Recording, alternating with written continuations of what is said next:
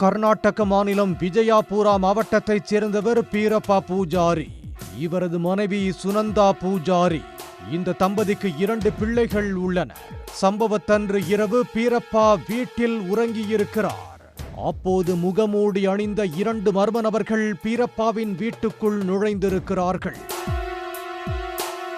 தூங்கிக் கொண்டிருந்த பீரப்பாவின் கழுத்தை ஒருவர் நெரிக்க, மற்றொரு நபர் அவரின் உயிர் நாடியை அழுத்தி கொல்ல முயன்றிருக்கிறார். திடுக்கிட்ட பீரப்பா அவர்களிடம் இருந்து தப்பிக்க முயன்றிருக்கிறார். மனைவி சுனந்தா கழுத்தை நெரித்துக் கொண்டிருந்தவரை பார்த்து, அவனை உசுரோட விட்டுடாத, கதையை முடிச்சிடு என்று கத்தி இருக்கிறார். இரண்டு போன பீரப்பா வீட்டில் இருந்த குளிர்சாதன பெட்டியை எட்டி உதைக்கவே சத்தம் கேட்டு ஹவுஸ் ஓனர் ஓடி வந்திருக்கிறார். ஆட்கள் வருவதை அறிந்த மர்ம நபர்கள் தப்பி ஓடியிருக்கிறார்கள். பீரப்பாவை மீட்ட ஹவுஸ் ஓனர் மருத்துவமனையில் சேர்த்திருக்கிறார். இந்த சம்பவம் தொடர்பாக காவல் நிலையத்தில் புகார் அளிக்கப்பட்டிருக்கிறது. போலீசார் சுனந்தா பூஜாரியை பிடித்து விசாரித்திருக்கிறார்கள். அனைத்து உண்மைகளும் வெளிவந்திருக்கின்றன.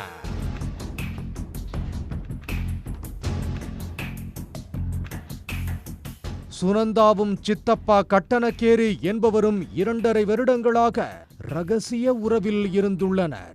அடிக்கடி தனிமையில் சந்தித்துக் கொள்வது வழக்கம். இந்த விஷயத்தை அறிந்த பீரப்பா மனைவியை கண்டித்திருக்கிறார். ஆனால் அவர் கேட்பதாக இல்லை. இதனால் ஊரில் இருந்த நிலத்தையும் வீட்டையும் விற்றுவிட்டு இண்டி டவுன் அக்கமகாதேவி நகருக்கு குடிபெயர்ந்திருக்கிறார். இடம் மாறினாலும் சுனந்தாவின் மனம் மாறவில்லை. சித்தப்பா உடனான காதல் தொடர்ந்திருக்கிறது.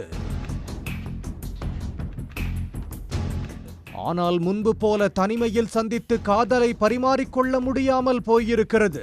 தனது காதலுக்கு தடையாக இருந்த கணவனுக்கு பாடை கட்ட முடிவு செய்திருக்கிறார் சுனந்தா. காதலனோடு பேசி அதற்கான நாளையும் குறித்திருக்கிறார். சம்பவத்தன்று இரவு பீரப்பா உறங்கியதும் காதலனையும் அவரது நண்பரையும் முகமூடி அணிந்து கொண்டு வீட்டுக்கு வரச் சொல்லியிருக்கிறார். இருவரும் தூங்கிக் கொண்டிருந்த பீரப்பாவை கொல்ல முயன்றிருக்கிறார்கள். சத்தம் கேட்டு ஹவுஸ் ஓனர் வந்ததால் அந்த திட்டம் தோல்வியில் முடிந்துவிட்டது. போலீசார் சுனந்தாவை கைது செய்து சிறையில் அடைத்திருக்கிறார்கள். காதலன் சித்தப்பா கட்டணக்கேரி தலைமறைவாக உள்ள நிலையில் சமூக வலைத்தளங்களில் வீடியோ ஒன்றை வெளியிட்டிருக்கிறார்.